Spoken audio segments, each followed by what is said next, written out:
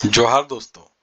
झारखंड सरकार के कर्मियों, शिक्षकों इत्यादि को वित्त विभाग झारखंड सरकार से गृह निर्माण के लिए अग्रिम प्राप्त करने हेतु आवेदन की प्रक्रिया क्या है, उसकी पात्रता क्या है, ब्याज दर इत्यादि क्या है, इस वीडियो में मैं विस्तार से चर्चा करूंगा। और संपूर्ण जानकारी के लिए इस वीडियो को अंत तक देखें और वीडियो में बने रहें। किन किन प्रयोजनों के लिए अग्रिम स्वीकार्य होगा? कर्मचारियों द्वारा अपने या संयुक्त रूप से अपने पति पत्नी के स्वामित्व वाले प्लॉट पर एक नए मकान के निर्माण हेतु एक प्लॉट खरीदने और उस पर मकान बनाने हेतु सरकारी भवन समितियों, स्वयं वित्त योजनाओं, हाउसिंग बोर्डों, विकास प्राधिकरण एवं अन्य वैधानिक अर्ध सरकारी निकायों के माध्यम से एक मकान, फ्लैट खरीदने और निर्माण कराने या प्राप्त करने हेतु मकान, flat, private party, registered builder, architect, गृह निर्माण सोसाइटी, प्राइवेट व्यक्ति आदि से खरीदने हेतु मकान बनाने के लिए अन्य स्रोतों से लिए गए ऋण या अग्रिम की अदायगी हेतु भले ही मकान का निर्माण कार्य शुरू कर दिया गया हो, बशर्ते कि गृह निर्माण अग्रिम का आवेदन अन्य स्रोतों से लिए गए ऋण के पूर्व ही किया गया हो। लागत की अधिकतम सीमा के अधीन किसी रिहायशी कॉलोनी में उस प्लॉट जिस पर दुकान एवं आवास का निर्माण किया जाना है पर केवल भवन के रिहायशी हिस्से के निर्माण हेतु गृह निर्माण अग्रिम हेतु शर्तें। केवल भूमि की खरीद के लिए गृह निर्माण अग्रिम स्वीकार्य नहीं होगा। सहकारी समितियों, स्वयं वित्त योजनाओं को पेशगी की रकम या आरंभिक रजिस्ट्रेशन की राशि का भुगतान करने के लिए गृह निर्माण अग्रिम अनुमान्य नहीं होगा। सेवा की संपूर्ण अवधि के दौरान केवल एक बार ही अग्रिम स्वीकार्य होगा। कार्य के स्थान पर अथवा उस स्थान पर जहां आवेदक सेवानिवृत्ति के पश्चात अंतिम रूप से बसना चाहता है, भूमि क्रय कर मकान का निर्माण करने, भूमि उपलब्ध रहने पर मकान निर्माण करने के लिए अग्रिम देय है। कर्मचारी या उसकी पत्नी, पति, नाबालिग बच्चे के नाम में उस कस्बे शहर में पहले से कोई मकान नहीं होना चाहिए जहां सरकार से अग्रिम लेकर मकान का निर्माण करने या खरीदने का प्रस्ताव है।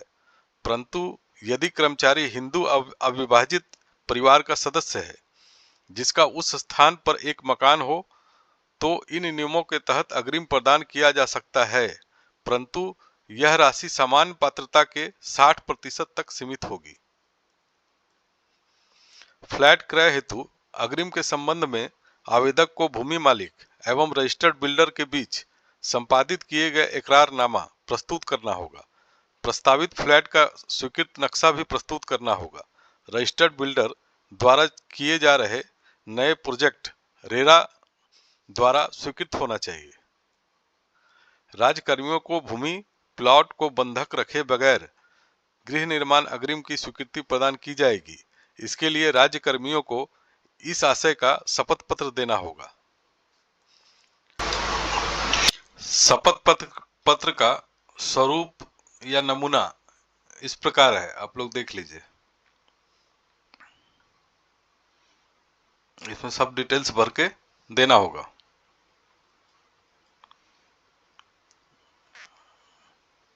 इसमें मुख्य बातें यह है कि गृह निर्माण अग्रिम की स्वीकृति के उपरांत कंडिका 2 में वर्णित प्लॉट संपत्ति को किसी भी अन्य वित्तीय संस्थान में बंधक रखकर गृह निर्माण ऋण प्राप्त नहीं करूंगी। यह कि गृह निर्माण अग्रिम राशि की वसूली होने से पूर्व यदि मेरी मृत्यु हो जाती है तो मेरे मृत्यु सह उपादान राशि या अन्य सरकारी भुगतेय राशि, ग्रेच्युटी, सामान्य भविष्य निधि राशि, छुट्टी नकदीकरण आदि से गृह निर्माण अवशेष राशि की वसूली कर ली जाए। यदि किसी कारणवश उक्त से अग्रिम की संपूर्ण वसूली नहीं हो पाती है तो सरकार को यह अधिकार प्राप्त होगा कि मेरे द्वारा कंडिका 2 में वर्णित प्लॉट संपत्ति को नीलाम कर अवशेष राशि की वसूली कर ले। इस प्रकार से है, ये आवेदन के साथ भर के देना होगा। वित्त विभाग से गृह निर्माण अग्रिम प्राप्त करने के लिए कौन कौन पात्र होंगे? तो सभी अस्थायी कर्मचारी, झारखंड सरकार के सभी अस्थायी कर्मचारी इसके पात्र होंगे।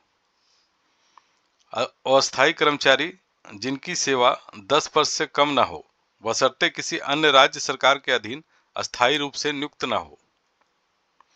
निलंबित कर्मचारी पात्र हैं, किंतु उसे 2 अस्थायी कर्मचारियों की ओर से बॉन्ड देना होगा। अग्रिम की राशि स्वीकृति के समय कर्मी के मूल वेतन का 100 गुना अथवा कर्मी की अदायगी की क्षमता के अनुसार, यानी अग्रिम की मात्रा की गणना के समय यह विशेष रूप से ध्यान रखा जाएगा कि स्वीकृत किए जाने वाले अग्रिम मूलधन प्लस ब्याज की राशि उनके सेवा काल के 1 वर्ष पूर्व समायोजित हो जानी चाहिए।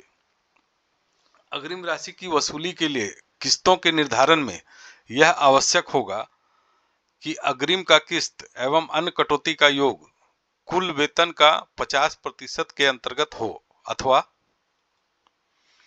अधिकतम 60 लाख रुपए, इन तीनों में से जो कम हो। ब्याज की गणना एवं दर अग्रिम पर प्रथम किस्त के भुगतान की तिथि से साधारण ब्याज देय होगा। गृह निर्माण अग्रिम पर 7.5% साधारण ब्याज लिया जाएगा। ब्याज की गणना प्रत्येक माह के अंतिम दिवस को रहने वाले बकाये राशि के आधार पर की जाएगी। अगर मूलधन के बकाये का भुगतान माह के मध्य तक कर दिया जाता है तो उस माह का ब्याज नहीं लिया जाएगा। यदि अग्रिम के भुगतान का कोई भाग मृत्यु सह उपादान की राशि से समायोजित किया जाना है तो वह सेवानिवृत्ति की तिथि को ही समायोजित समझा जाएगा। उस तिथि के उपरांत ब्याज देय नहीं होगा। अग्रिम के उपयोग के लिए समय सीमाएं: प्लॉट भूमि की खरीद 2 माह के अंदर पूरी हो जाए और क्रय के कागजात वित्त विभाग के निरीक्षण के लिए प्रस्तुत कर दिया जाना चाहिए, अन्यथा अग्रिम की रकम ब्याज सहित एकमुश्त वापस करना होगा। बने बनाए मकान की खरीद अग्रिम मिलने के 3 माह के अंदर मकान पर कब्जा पूरा हो जाना चाहिए। नए फ्लैट की खरीद निर्माण अग्रिम या किस्त लेने के 1 माह के भीतर उसका उपयोग प्रारंभ हो जाना चाहिए, अन्यथा प्राप्त रकम ब्याज के साथ जमा करना होगा। अग्रिम की वापसी अग्रिम तथा इसका ब्याज मासिक किस्तों में 20 वर्षों के भीतर पूरा वापस करना होगा। किस्तों की अधिकतम संख्या 240 होगी। 180 किस्तें मूलधन की तथा 60 किस्त ब्याज की। कर्मचारी चाहे तो कम अवधि में भी भुगतान कर सकते हैं। गृह निर्माण अग्रिम के लिए आवेदन का प्रपत्र जो है वो इस प्रकार है।